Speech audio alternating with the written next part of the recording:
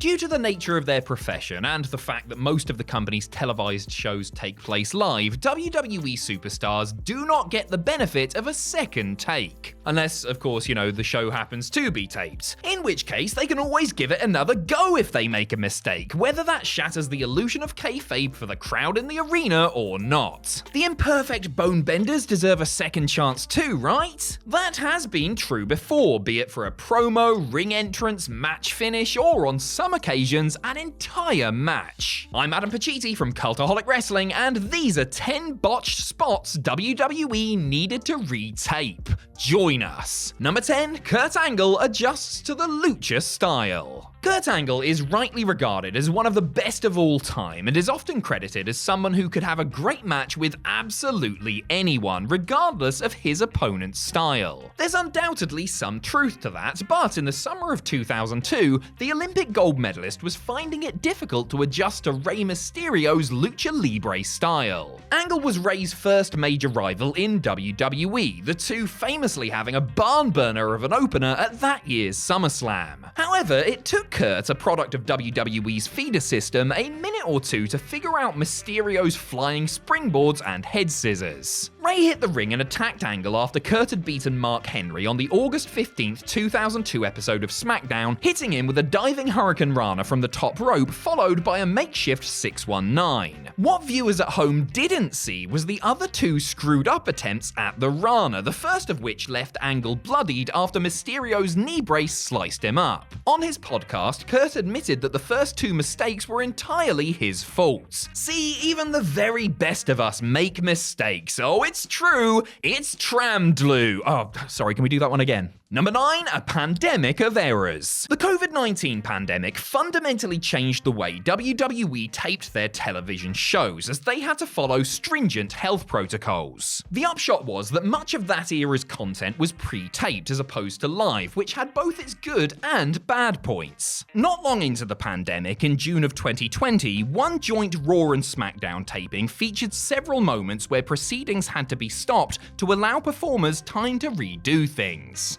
One of them was harmless enough, as MVP had to redeliver his lines in a promo after referring to the Performance Center audience as NXT superstars. An unnamed person, speculated to be Kevin Dunn, then informed Bobby Lashley's manager over the PC's loudspeaker that the correct verbiage was actually Performance Center recruits. Alright then. The second error was far more painful, as Otis was ordered to take 4 spinebusters during reshoots for his match with King Corbin. Bizarrely, reports indicated that the spinebuster wasn't even the part of the bout that was bungled? I guess they just had the big man take 4 of them for a laugh? I bet Otis was chuckling all the way to the chiropractor. Number 8, sell. 6 months after WWE did their best to give Otis a herniated disc, they were once again instructing one of their wrestlers to film a portion of their match again. And not just any wrestler, but one considered one of the very best the business had to offer. You would be hard-pressed to find many, if any, flaws in an average Daniel Bryan match, but Vince McMahon evidently didn't like what he was seeing when the American Dragon clashed with Jey Uso on the episode of SmackDown that was being taped to air on Christmas Day 2020. According to reports, a spot in the match was ordered to be retaped, with Bryan instructed to sell and attack more. WWE decided to put the Thunderdome audience on a commercial break for several minutes while they reshot the spot. Also at that taping, WWE were forced to edit out the moment where Sasha Banks accidentally dropped her SmackDown Women's title belt during her segment with Bayley.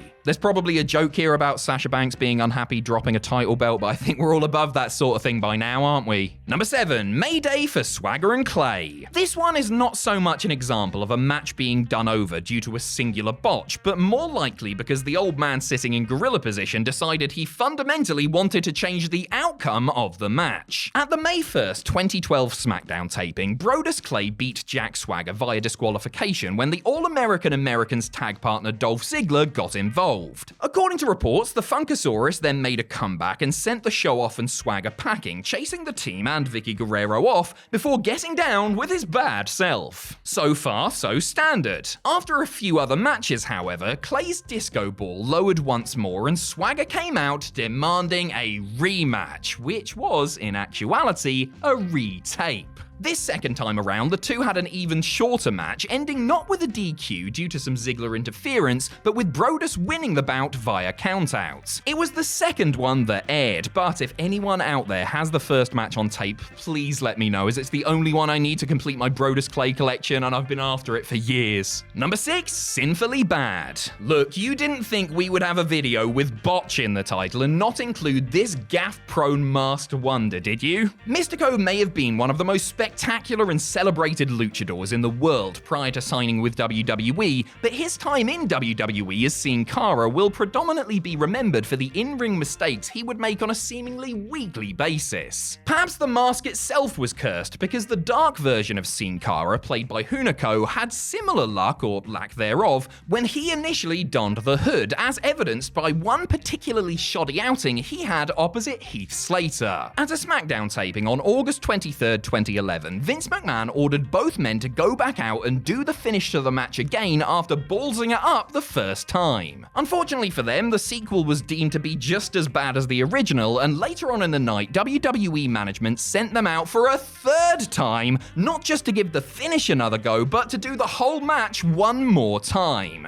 3-man band? More like 3-take man. Number 5, a false finish. A month before his Hurricane Rana mishap with Rey Mysterio, Kurt Angle got his wires crossed when battling The Undertaker in the undisputed title main event of the July 4th, 2002 episode of SmackDown. The Dead Man and the Olympic Hero were having a banger out there before things came to a halt with a controversial finish. Undertaker pinned Angle as Taker simultaneously tapped out to Angle's triangle hold submission. At least that's how it came across on TV. To the live audience, it appeared as though the champion simply retained with a standard pin. According to reports, the two men were out of position, and referee Mike Chioda countered the pin before Big Evil tapped on Angle's leg. It was confusing and had fans in Boston chanting something similar to "pull ship." Once the arena had emptied out, WWE sent Angle and Taker back out there to film the finish again in order to get it just right for when it aired. This time, Undertaker tapped the mat rather than Kurt's leg to make things much clearer. However, since there were no fans in the building, WWE put employees in the front row and used some creative camera work and editing to ensure people were none the wiser. Number 4, a raw deal. Squash matches are, or at least should be, as routine a piece of business as it gets in WWE. Established superstar beats on enhancement talent before he decides he's had enough and wins in convincing fashion while barely breaking a sweat. Job done. And Samoan super heavyweight Yokozuna knew a thing or two about squash matches by the time he faced off with Phil Apollo at a Raw taping in August 1994. The match itself went off without a hitch, but WWE management realized that there was a balls up during Yokozuna's ring introduction, so after the match was over, both men had to go back out to the ring so WWE could film it again. Naturally, this was odd to the crowd at the taping, since Apollo had just been squashed and in theory would have been in tremendous pain after suffering the Banzai drop. In fact, it was doubly weird because after the match ended, WWE had played Undertaker's music to continue his storyline with Yokozuna, and Yoko had freaked out and left in a hurry. Number 3, a table for 2. Takes. Wrestling is a tricky enough endeavor as it is, requiring trust, cooperation, and excellent timing to make it all go smoothly in the ring. Add the unpredictability of weapons or other props into the mix, and things get a whole lot more difficult, as John Morrison and Triple H found out when they clashed in a table match on the January 9th, 2009 episode of SmackDown. The two were having a fine scrap right up until the finish. Now, television viewers saw Jomo try to put the game through a table by jumping on him from the top rope, only for Hunter to counter by launching him off the top rope through a table at ringside. Those who were at the taping, however, witnessed something quite different transpire. The first time they attempted the spots, they got their timing wrong, and Morrison ended up overshooting his intended target and missing the table, save for the back of his head, which dangerously clipped the edge of it. Rather than come up with a new way to put the shaman of sexy through the wood, the two simply repeated the spot again, this time successfully. Number 2, Seth Rollins feels the wrath of McMahon. Historically, WWE superstars who are being groomed for a top spot have wanted to get in the good graces of Vince McMahon. The Architect was on the receiving end of a major push after splitting from The Shield, with WWE's head honcho earmarking him as a future main event singles player player when Rollins raised the ire of the genetic jackhammer. After beating Kofi Kingston at the October 7th, 2014 SmackDown taping, Seth returned backstage happy with his night's work,